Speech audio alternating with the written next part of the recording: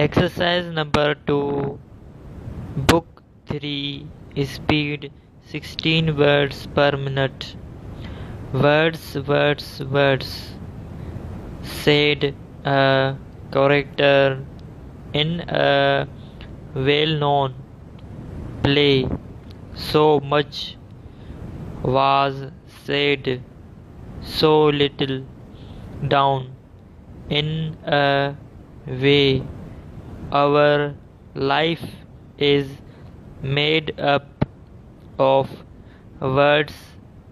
It is through words that we give expression to our ideas, and through words that we can keep in touch with other people. We may write the words for others to read, or we may speak the words for others to hear. But in either case, it is through words that we have been able to pass on to others the thoughts that are in our minds. Are words quite necessary to a heavily to a highly developed state of thought?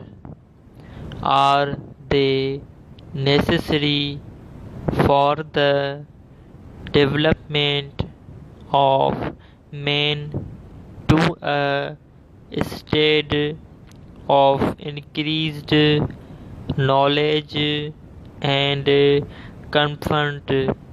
Can we indeed think without words?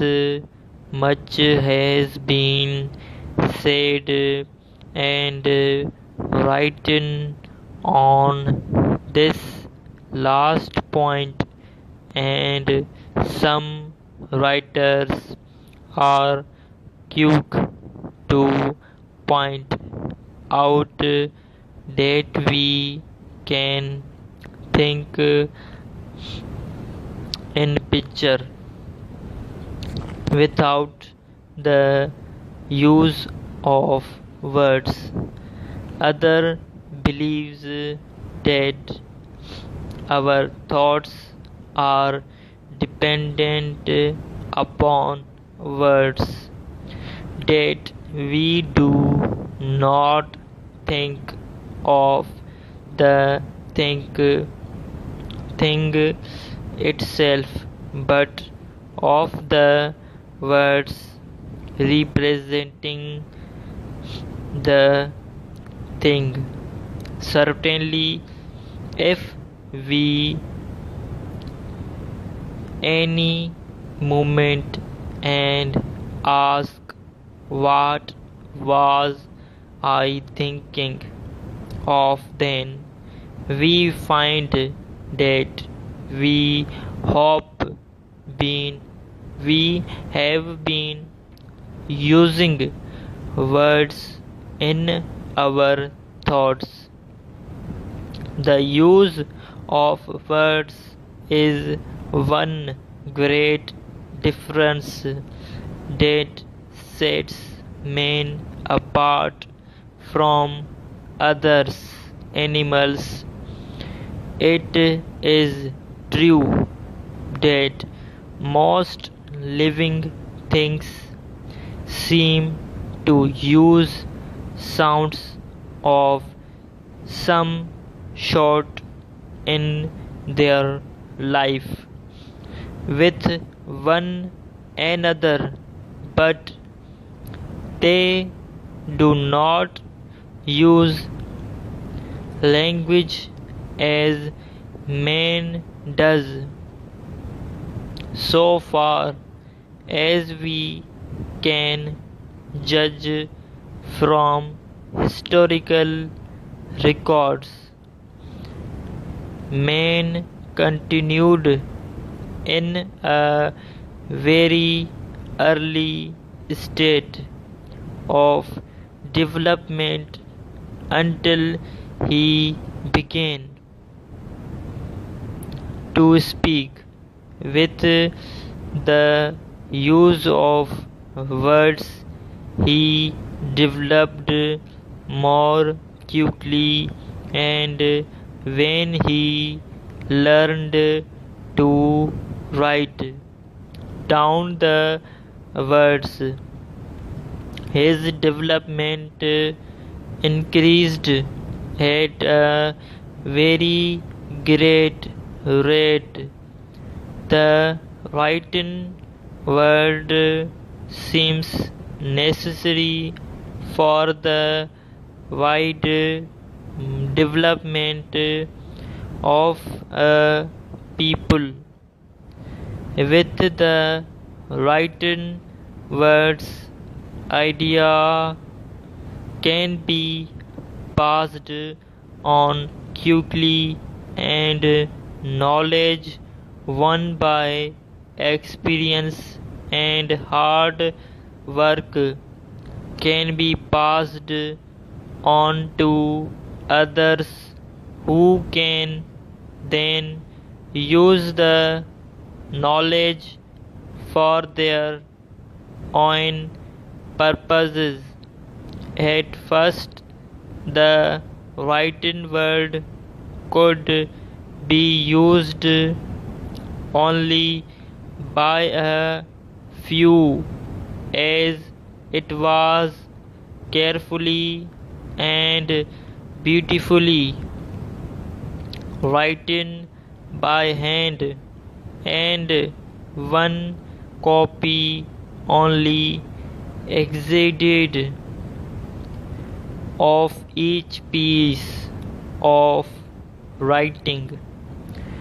Now, however, thousands of copies of a book can be turned out in a very short time, and the thoughts and ideas of one man can be read by millions. This has its dangers of course, as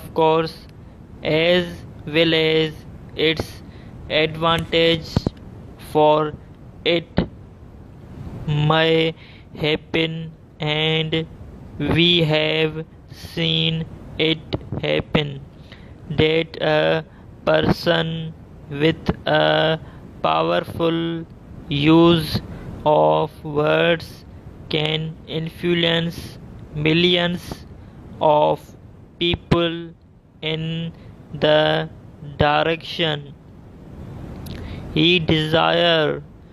For words are powerful things. People are moved to action by words. They were moved to action by the ideas expressed in words. We know that in political life, the man who is most successful is generally the man with the power to speak well, to use words in a way that influences people to believe what he says. We know the in business the best salesman is the one who can overcome his customers with words, who can make them believe that what he has to sell it is better than what other people have to sell. The successful writer is not always the one who tells the best story, but the one who can best use words to express his ideas and the feelings of his characters.